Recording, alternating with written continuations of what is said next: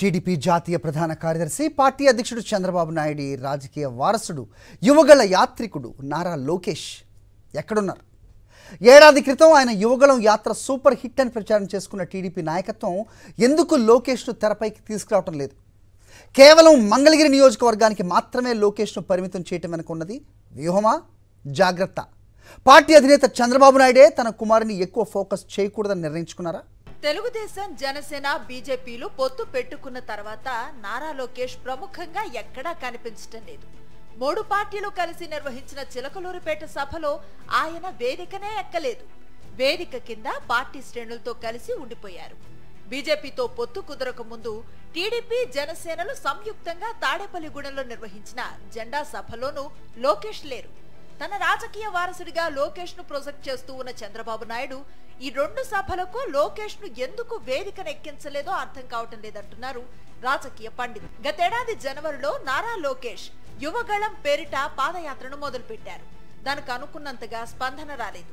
పైగా యాత్ర సందర్భంగా లోకేష్ చేసిన ప్రసంగాల్లో తడబాట్లు, నోరు జారడాలు వంటి ఘటనలు చాలానే చోటు చేసుకున్నాయి. యాత్రకు జనం రావటం లేదంటూ పార్టీ అధ్యక్షుడు అచ్చెన్నాయుడే పార్టీ నేతలతో టెలికాన్ఫరెన్స్ నిర్వహించారు. లోకేష్ యాత్రకు జనాన్ని ఎందుకు సమీకరించడం లేదని స్థానిక నేతలను నిలదీశారు. జనం రాకపోవడంతో పెద్దాయన బాధపడుతున్నారని చంద్రబాబును ఉద్దేశించి అన్నారు అచ్చెన్న. ఆ తర్వాత కొనసాగిన యువగళం సభల్లో లోకేష్ రెడ్ బుక్ పైకి తీయటం, అధికారులు, పాలకపక్ష నేతల పేర్లు అందులో నోట్ చేసుకుంటున్నారని బెదిరించడం సోషల్ మీడియాలో ట్రోలింగ్ కు గురయ్యింది. స్పందన లేని యాత్రను ఎలా ఆపాలో అర్థం కాని తరుణంలో Chandrababu Naidu skill development corporation scam లో అరెస్ట్ అయి జైలుకు వెళ్లారు.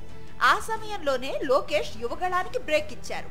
చంద్రబాబు నాయుడు బెయిల్ పై విడుదలైన తర్వాత కొద్ది రోజుల్లోనే మొత్తం యాత్రను చుట్టేసి విశాఖ జిల్లాలో ముగించారు.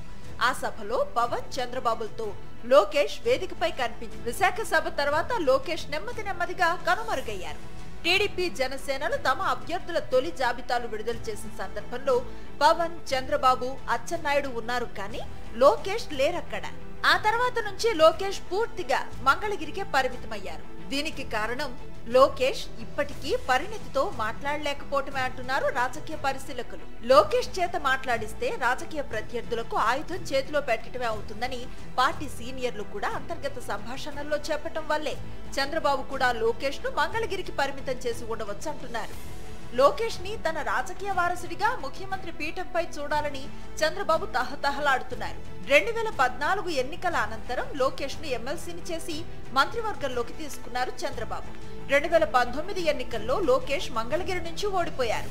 ఈసారైనా మంగళగిరి నుంచి గెలిచి తీరాలని ఆయన పట్టుదలగా ఉన్నారు. కానీ లోకేష్ పై బలమైన బీసీ అభ్యర్థి బరిలో ఉండటంతో కంగారు పడుతున్నారు. అందుకే లోకేష్ ను మంగళగిరికే పరిమితం చేసి ప్రచారం చేసుకోమన్నారని అంటున్నారు. ఈ కారణంగానే లోకేష్ కూటమి ఉమ్మడి కార్యక్రమాల్లో కనిపించడం లేదంటున్నారు.